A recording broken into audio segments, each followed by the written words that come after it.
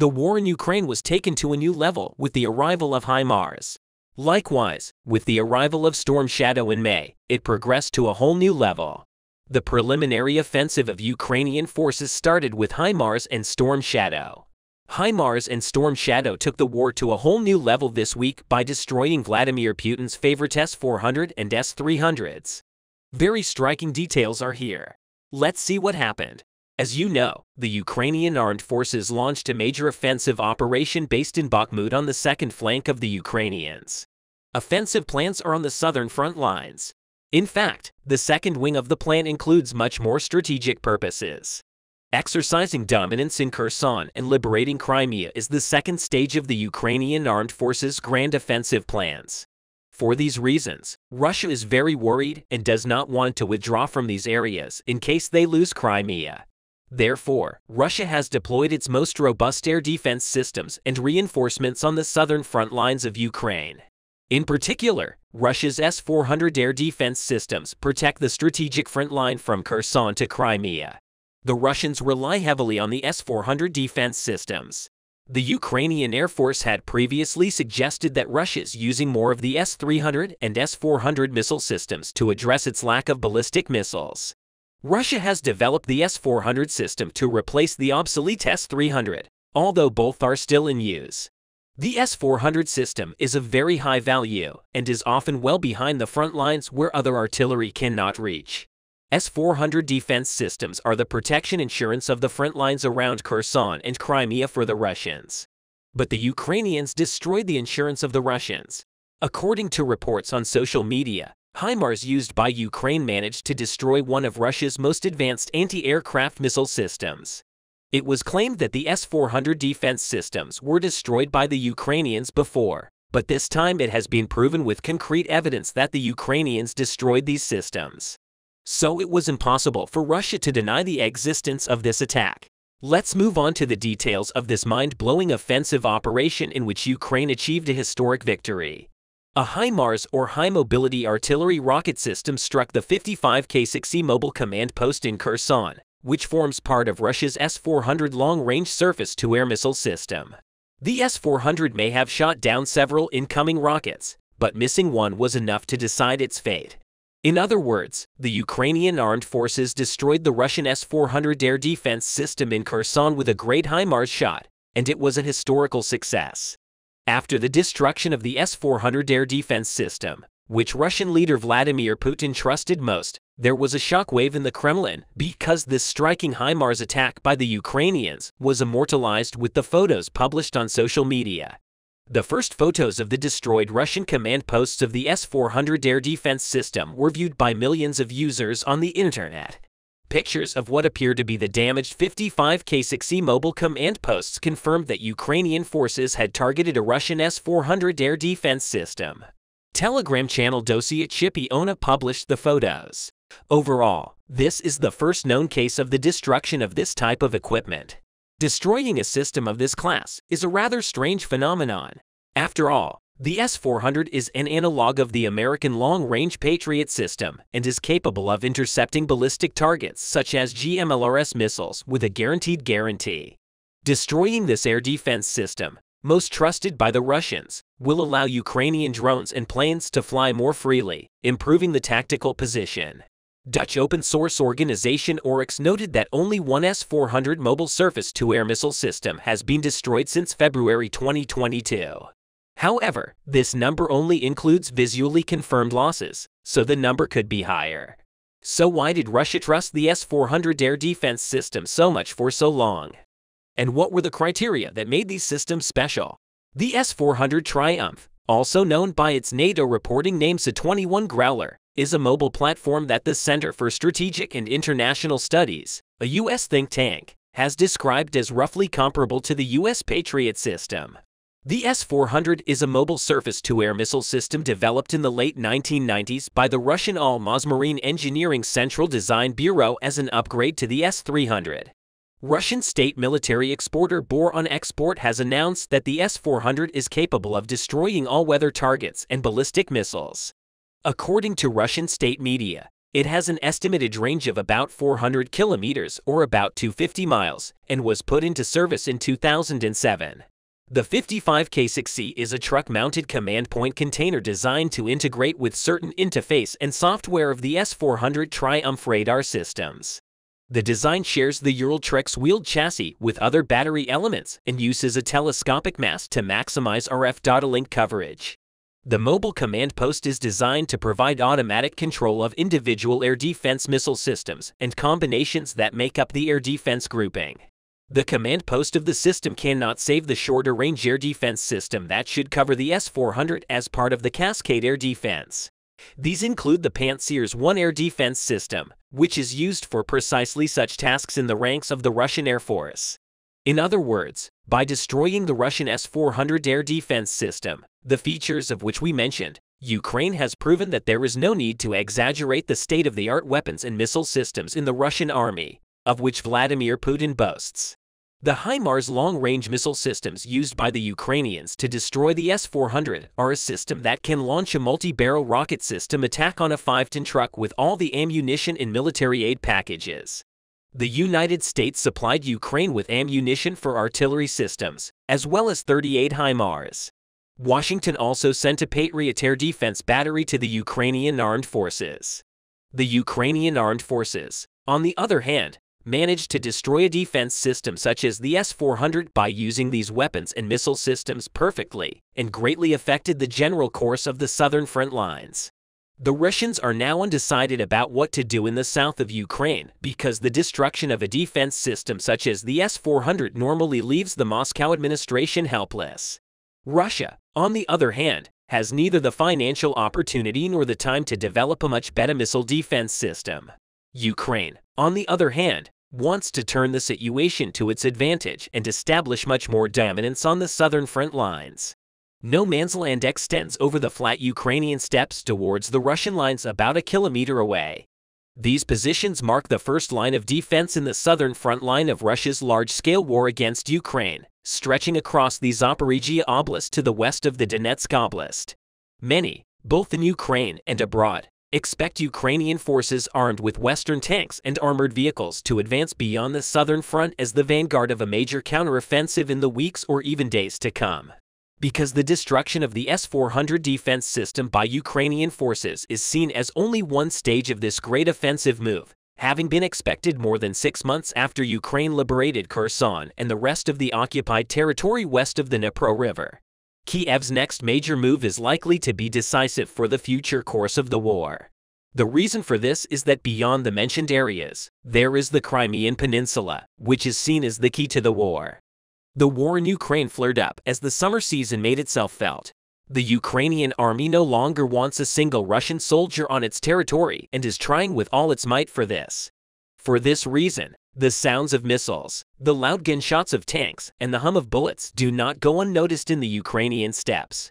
Currently, the center of clashes in the war is seen as Bakhmut and other front lines in the depressed region. But clashes in Bakhmut are much more prominent.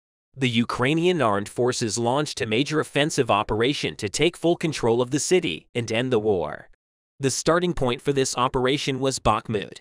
In addition to Bakhmut, the Ukrainians also conducted serious offensive operations in the forested areas of Kromov, 6 kilometers northwest of the city, and Ivanovsky southwest of Bakhmut.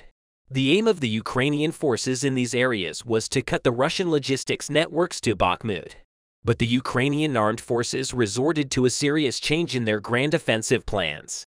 Kiev began targeting Russian ammunition depots on the eastern Ukrainian front lines, as well as seizing the connecting roads leading to Bakhmut. The purpose of this strategy was to exhaust the Russian army and to trouble them with military ammunition.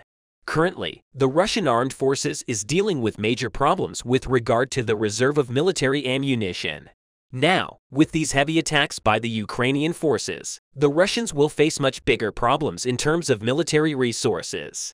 Bakhmut was again at the epicenter of the unimaginable chain of offensive operations in which the Ukrainian armed forces targeted Russian military ammunition depots. In the past few days, the Ukrainian forces have begun to receive recompense for the offensive operations they have launched. As a result of these operations, 39 clashes broke out between Russian forces and Ukrainian soldiers in just 24 hours in the Bakhmut region. Ukraine's defense forces destroyed 102 Russian forces and injured 171. Sergei Chitravathi, the spokesperson of Ukraine's Eastern Forces Group, reported this striking news. But much more striking aspect of these operations was the blowing up of 13 Russian ammunition depots. In addition to this striking operation, the Ukrainian armed forces managed to destroy 13 Russian military ammunition depots around Bakhmut with the HIMARS and artillery attacks they launched. The HIMARS attacks of the Ukrainian armed forces continued in Bakhmut as well as in Volodar in the Zaporizhia region. Intelligence reports revealed that the reason for the Russian withdrawal in this region is the fear that the HIMARS attacks by the Ukrainian forces will continue. On the other hand, another target of the HIMARS attacks on the Ukrainian forces was the city of Mariupol. Local residents reported hearing multiple explosions. A photograph taken in this city clearly shows the aftermath of air defense work. The photo was quickly analyzed for geolocation. After determining which building a person was photographing and determining the direction of the trajectory, it became clear that the Russian air defense shot down rockets near the Azovstal industrial zone. This is where the Russians reportedly use many facilities as equipment warehouses. Ukrainian Mariupol mayor's advisor reported that 24 Russian soldiers were killed and 37 wounded as a result of these striking HIMARS attacks. As a result of the attacks on other facilities in Mariupol, the Russians also lost many vehicles of various types from cars to armored personnel carriers. Because local residents noticed how the Russians carried the destroyed machines through the city, offensive operations of the Ukrainian armed forces extended from Mariupol to another Donetsk front line. The Russian Independent Investigative Agency reported that a Ukrainian HIMARS attack destroyed up to 90 tanks east of Marinka. In general, the Ukrainians managed to destroy more heavy equipment during the displacement than during the offensive operation on the flanks, which the Russians tried to reinforce, destabilizing the situation on the flanks of Bakhmut and forcing the Russians to send reinforcements coming back to Bakhmut, the bastion of the war. After all these Ukrainian offensive operations, some Ukrainian soldiers reported that the last troops still present in the outskirts of Bakhmut were finally ordered to withdraw to Ivanovsky. This is confirmed by the numerous videos showing that the Ukrainians heading for Ivanitsky from the southern outskirts, as well as the fact that the Russians mostly bombarded the wooded roads between Bakhmut and Ivanovsky. After this withdrawal, striking allegations about the ongoing war in Bakhmut continued to occupy the agenda. Wagner Group commander Prigozhin shot a video saying that the Battle of Bakhmut has ended today after 24 days of non-stop offensive operations. Commander Prigozhin admitted that the Ukrainian fighters put up tremendous resistance and planned to hand over responsibility for the area to the regular Russian army within 5 days and make a deep retreat to heal and renew the damage taken. It is unknown at this stage whether the Wagner Group will be allowed to withdraw or whether the Russian Ministry of Defense will once again threaten him with treason charges if Prigozhin leaves his command. But it seems certain that Prigozhin's claims and statements will resonate in Moscow for a long time to come. It remains to be seen how Russian leader Vladimir Putin will respond to this issue. In any case, the first Bakhmut war is over, and the most important question is what happens next. Now that the Ukrainians have almost secured all tactical heights in front of VR, they can continue the movement along the ridges in the area of the city to put Bakhmut in a grip in this region. The Ukrainians have another tactical chance.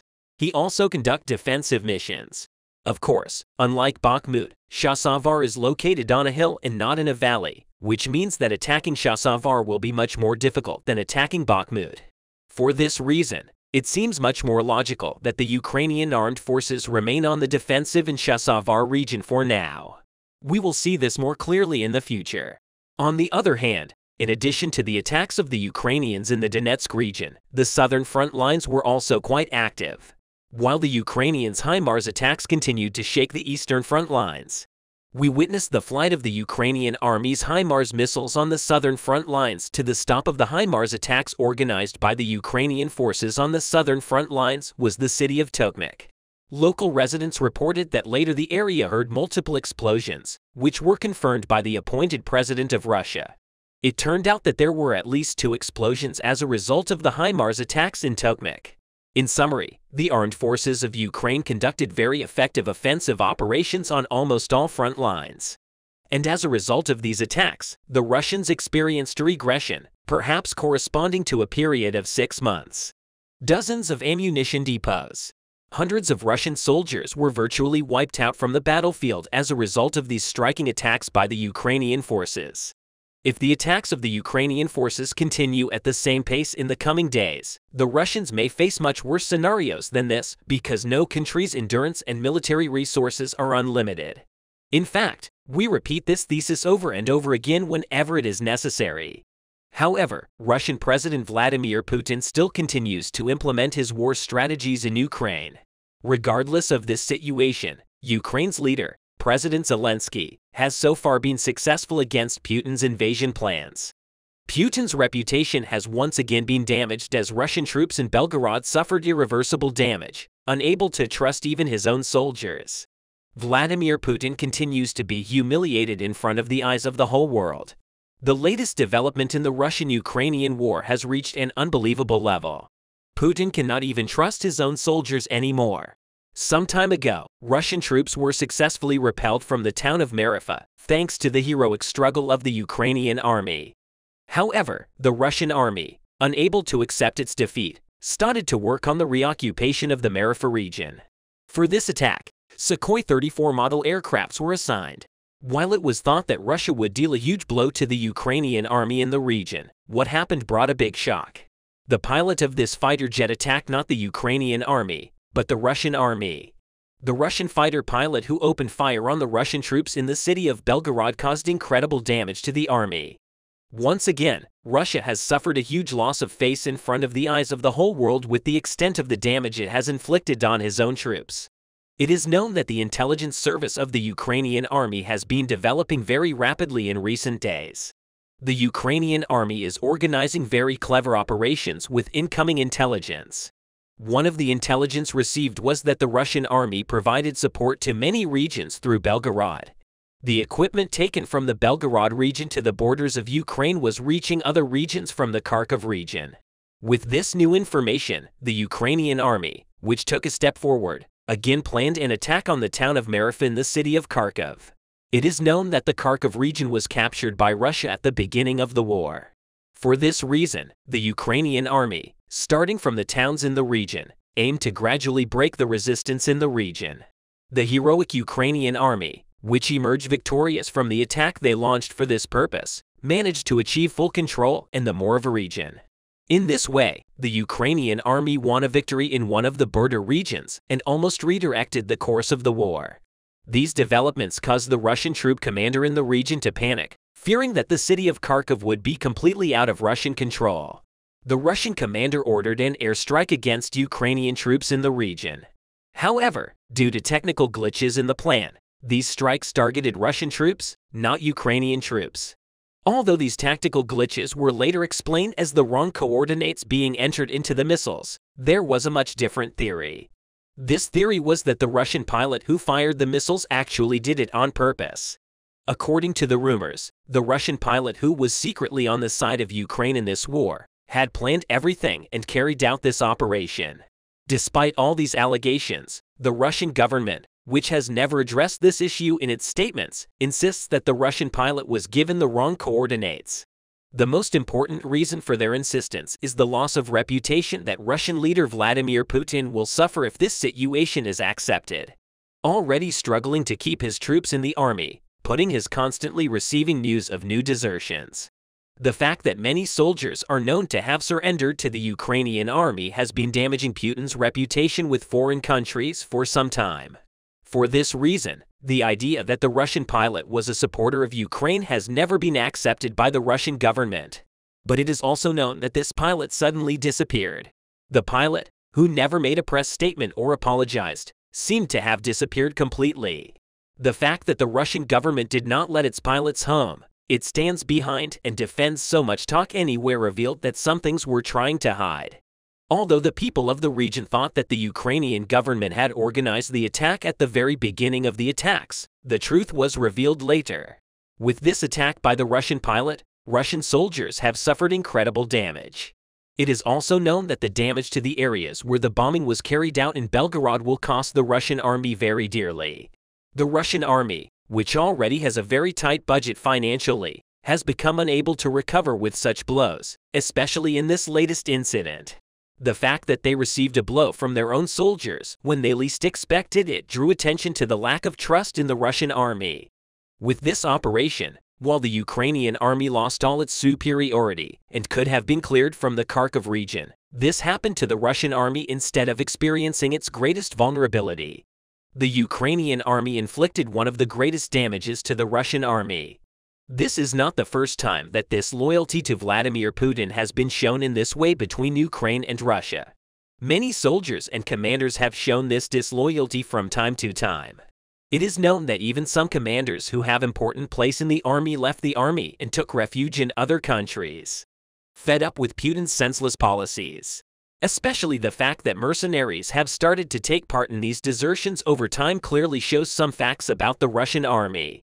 Even mercenaries who do this as a job and get paid for it are fleeing from Russia's disorganized and neglected army because Russia has not hesitated from day one to send its soldiers to their deaths, while untrained citizens are sent to the front lines to die.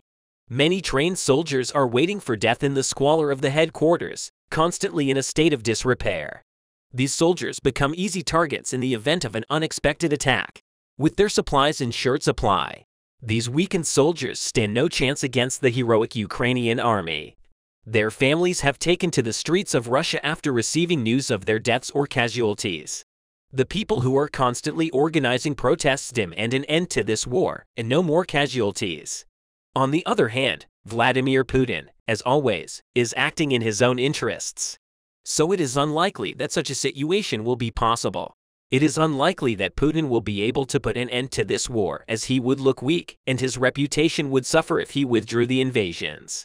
But the families of the soldiers are not likely to end these actions. Many families do not even know what happened to their relatives. Soldiers who are killed while trying to escape from the army are recorded as missing, and their families are not told the truth.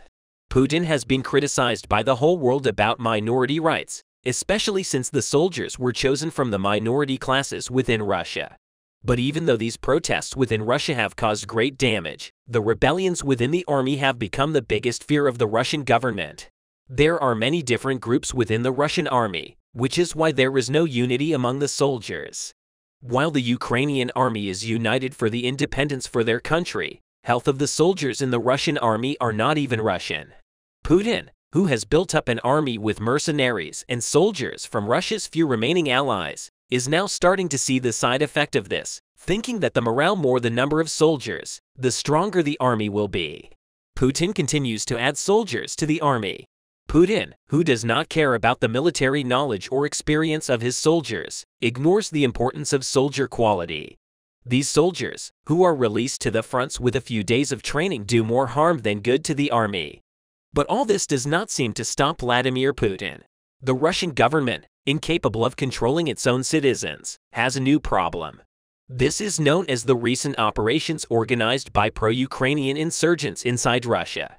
Judging by the latest situation, it seems that the Russian government has not been able to keep up with any problems in its country. Thanks you for watching us.